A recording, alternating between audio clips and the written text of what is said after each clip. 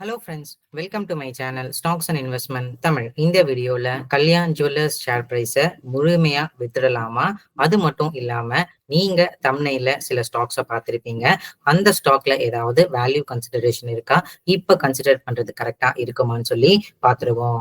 நீங்க இந்த சேனலோட முதல் வியூவரா இருந்தீங்கன்னா மறக்காம இந்த சேனலை சப்ஸ்கிரைப் பண்ணி உங்க ஆதரவை தெரிவிங்க. ஆல்ரெடி சப்ஸ்கிரைபரா இருந்தீங்கன்னா உங்க ஆதரவுக்கு மிக்க நன்றி. டிஸ்க்ளைமர் என்னன்னா, நாங்க செபி ரிஜிஸ்டர் ஃபினான்ஷியல் அட்வைசர் கிடையாது. நீங்க இன்வெஸ்ட்மெண்ட் டிசிஷன் எடுக்கிறதுக்கு முன்னாடி ஒரு செபி ரிஜிஸ்டர் ஃபினான்ஷியல் அட்வைசரை மறக்காம கன்சல்ட் பண்ணணும். இங்க நாங்க எங்க ஒப்பீனியனை தெரிவிக்கிறோம். எஜுகேஷனல் பர்பஸுக்காக இன்வெஸ்ட்மெண்ட் அட்வைஸா நீங்க எடுத்துக்க கூடாது. முதல்ல நாம கல்யாண் ஜுவல்லர்ஸை பார்த்துருவோம். இந்த கல்யாண் ஜுவல்லர்ஸ் வந்து பாத்தீங்கன்னா 458 ரூபாய் கரண்ட் மார்க்கெட் பிரைஸ் வந்து இருக்குங்க. ஸோ 4.13% இன்னைக்கும் கீழே விழுந்திருக்காங்க. ஆல்மோஸ்ட் 795 ருபீஸ்ல இருந்து 450 ருபீஸ், ஒரு 30% பாலுக்கு மேல வந்து கீழே விழுந்திருக்காங்க. ஸோ இந்த கம்பெனியோட கரண்ட் PE 75.6 இருக்கு. பிரைஸ் டு சேல்ஸும் ஓரளவுக்கு 1.5 1.3 அளவுக்கு வந்து இருக்குங்க. ஸோ இந்த ஸ்டாக் ஏன் கீழே விழுதுன்னு சொல்லி காரணம் நிறைய பேர் நிறைய தடவை கேட்டிருப்பீங்க. ஒரு தடவை வந்து சம்மரி மாதிரி நம்ம பார்த்துருவோம். முதல்ல அந்த ப்ரொமோட்டர்ஸ் மேல இருந்த அலிகேஷன்ஸ் லைக் பிரைவேட் ஜெட் அந்த மாதிரி, அதுக்கப்புறம் ஐடி ரைட் அந்த மாதிரி இருக்கு. அப்புறம் ஷேர் பிரைஸை பம்ப் அப் பண்றாங்க, பிரைட் கொடுத்து அந்த மாதிரி ஒரு அலிகேஷன்ஸ் வந்து இருந்து அதை அவங்க கால் வச்சு தீர்த்துட்டாங்க. இந்த மாதிரி எதுவுமே இல்லைன்னு சொல்லிட்டு. ரெண்டாவது வந்து பாத்தீங்கன்னா அதுக்கு ஏத்த மாதிரி மோதிலால் ஆஸ்வாலும் நாங்க அந்த மாதிரி எதுவுமே பண்ணல அப்படின்னு சொல்லி வந்து சொல்லிட்டாங்க. ஸோ அந்த அலிகேஷன்ஸும் வந்து பாத்தீங்கன்னா இந்த மாதிரி அறிக்கையை விட்டு சமாதானப்படுத்திட்டாங்க. இப்போ ஒரு புதுசா அலிகேஷன்ஸ் என்னன்னா, அதாவது இவங்களோட ஷேர் பிரைஸை வந்து ஷேர்ஸை வந்து பிளெச் பண்ணிருக்காங்க அவங்க ஓனர்ஸ். அதுவும் வந்து ஒயிட் ஓக் ட்ரீ கேபிட்டல் கிட்ட வந்து பிளெச் பண்ணிருக்காங்க அப்படின்னு சொல்லியிருக்காங்க. ஆனா இந்த நியூஸ் வந்து பாத்தீங்கன்னா கிட்டத்தட்ட செப்டம்பர் 27, 2024 வந்து இந்த நியூஸ் வந்து வந்திருக்குங்க. மணி கண்ட்ரோல்ல, அதாவது 1300 கோடி லோன் வந்து ஓக் ட்ரீ கேபிட்டல் வந்து இந்த கம்பெனி வாங்கியிருக்காங்க. எதுக்காகனா இந்த வார்பர்க் பிங்கர்ஸ் சொல்லி இனிஷியலா இன்வெஸ்ட் பண்ணாங்க பாத்தீங்களா, அவங்க கிட்ட இருந்து என்டையர் ஷேர்ஸ் வாங்குறதுக்காக தான் இந்த மாதிரி ஷேர்ஸை வந்து பிளெச் பண்ணிருக்காங்க. ஸோ அவங்களோட ஓனரான கல்யாண் ராமன் வந்து 8.51 crore ஷேர்ஸ் வந்து 8.26% ஸ்டேக் இந்த கம்பெனியை வந்து ஓசிஎம் இந்தியா ஆப்பர்ச்சுனிட்டிஸ் 12 அல்டர்னேட்டிவ் இன்வெஸ்ட்மெண்ட் இது ஓக் ட்ரீ கேபிட்டல் அஃபிலியேட்க்கு வந்து பிளெச் பண்ணிருக்காங்கன்னு சொல்லி ஒரு நியூஸ் வந்திருக்கு. ஸோ செப்டம்பர்லேயே வந்த நியூஸை இப்போ எடுத்து வந்து எதுக்கு பெருசா பேசுறாங்கன்னு சொல்லி நமக்கு வந்து தெரியல. பட் இதுல முக்கியமா கன்சிடர் பண்ண வேண்டிய விஷயம் இந்த ஓக் ட்ரீ கேபிட்டல். இந்த ஓக் ட்ரீ கேபிட்டல்ஸ் வந்து பாத்தீங்கன்னா மணி லெண்டர்ஸ் தான். ஆனா ஏதாச்சும் ஒரு இன்டர்னல் ப்ராப்ளம்ஸ் ஏதாவது இருக்கிற கம்பெனிக்கு மேக்ஸிமம் லெண்ட் பண்ற கம்பெனியா வந்து இருக்காங்க.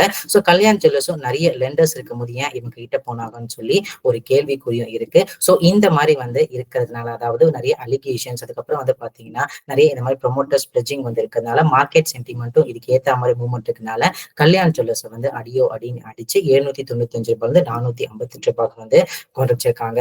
ஸோ இப்ப இந்த ஷேர் பிரைஸ் வந்து ரேலி ஆகுமா அப்படின்னு சொல்லி கேட்டீங்கன்னா, Q3 ரிசல்ட்ஸ் ஓரளவுக்கு நல்லபடியா இருந்துச்சுன்னா இந்த ஸ்டாக் ரேலி ஆகிறதுக்கு வாய்ப்புகள் வந்து இருக்கு.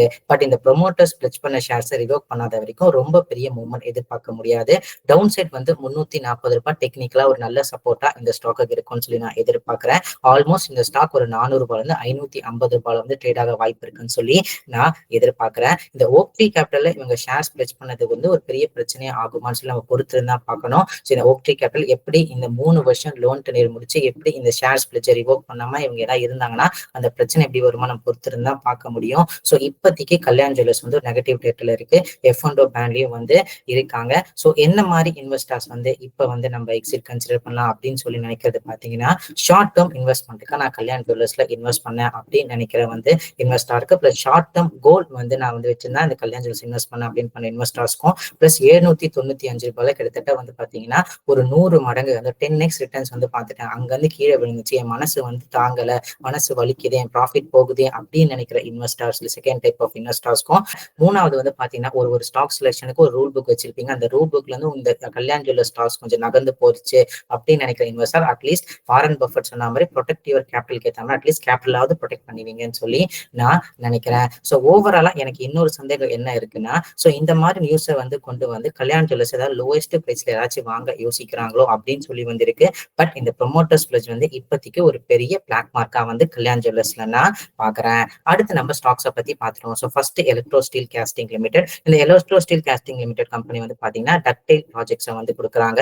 முக்கியமா இந்த கம்பெனிக்கு ஒரு மூவர்ஸா, அதாவது இந்த ஷேர் பிரைஸ் மூவ்மெண்ட் கொண்டு போறது ரெண்டு விஷயம், விக்ஷித் பாரத், அதுக்கப்புறம் river linking project, Jal Jeevan mission. So இதுக்கு ஏத்த மாதிரி பட்ஜெட் பட்ஜெட்ல ஏதாவது அறிவிப்பு வந்துச்சுன்னா இந்த ஸ்டாக் ரேலி ஆகிறதுக்கு வாய்ப்புகள் இருக்கு. அதை நம்ம பொறுத்திருந்தா பார்க்கணும்.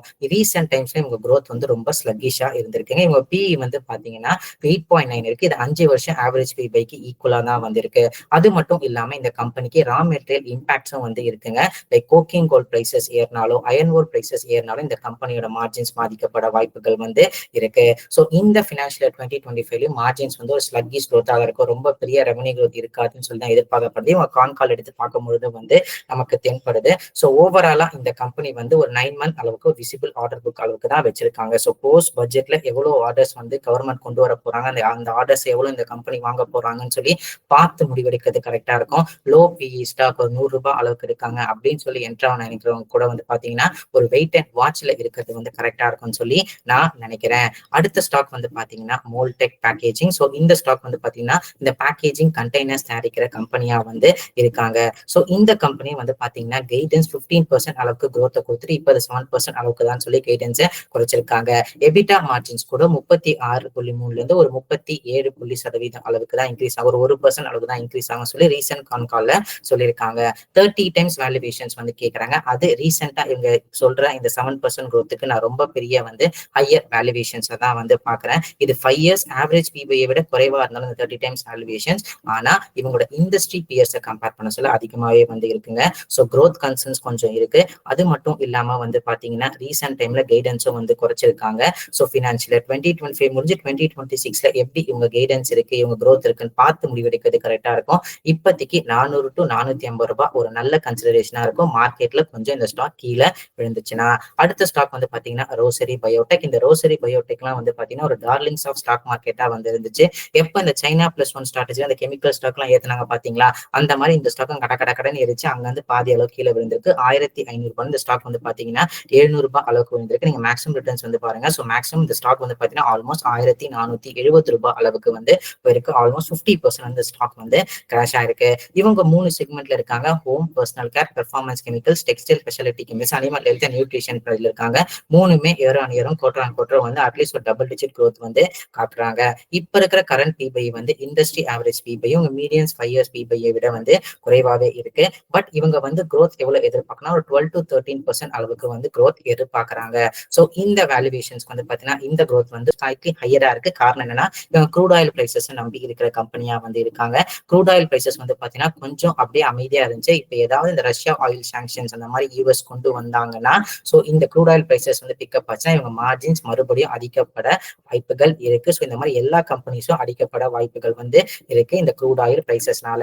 ஸோ இப்போதைக்கு இந்த ஸ்டாக் வந்து பாத்தீங்கன்னா ஒரு 600 to 650 ரேஞ்ச், மேக்ஸிமம் 670 ரேஞ்ச் வந்து பாத்தீங்கன்னா ஒரு நல்ல கன்சிடரேஷனா வந்திருக்கும். பட் க்ரூட் ஆயில் பிரைசஸும் நீங்க ரெகுலரா வந்து மானிட்டர் பண்ணணும். அடுத்த ஸ்டாக் வந்து பாத்தீங்கன்னா LG Balakrishna and Bros Limited. இவங்க ஆட்டோ ஆக்சிலரிஸ்க்கு தேவையான இந்த செயின் ஸ்பாக்கெட் தயாரிக்கிற கம்பெனியா இருக்காங்க. எக்ஸ்பான்ஷன் பிளானும் வந்து ரீசெண்ட் டைம்ல பண்ணிருக்காங்க. எக்ஸ்போர்ட் growth நல்லபடியா வந்து பண்ணிருக்காங்க. PE வந்து பாத்தீங்கன்னா 5 years average PBI industry PBI விட குறைவாவே வந்து இருக்கு. பட் ஆட்டோ செக்டர்ல இருக்கிற டிமாண்ட் வந்து இந்த லோயஸ்ட் டிமாண்ட் வந்து பாத்தீங்கன்னா இவங்களை கொஞ்சம் பாதிக்குமோ அப்படின்னு சொல்லி ஒரு கேள்விக்குறி இருக்கு.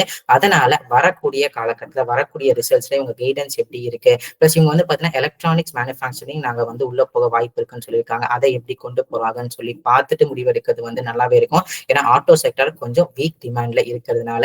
ஸோ இப்போதைக்கு பி எல்லாமே கரெக்டா இருந்தாலும் கைடன்ஸ் எப்படி கம்பெனி கிட்ட இருந்து வந்து வரப்போகுதுன்னு சொல்லி பார்த்து முடிவெடுக்க தான் கரெக்டா இருக்கும். ஸோ இப்போதைக்கு வெயிட் அண்ட் வாட்ச் கேட்டகரியில இருக்கு.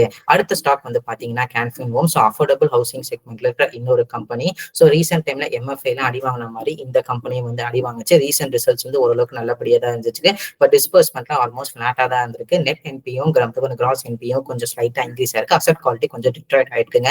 வேல்யூவேஷன்ஸ் வைஸ் பார்க்கும்போது ஒரு 2 டைம்ஸ் புக்ல வந்து இருக்காங்க. ஆல்மோஸ்ட் 1.92ல வந்து இருக்காங்க.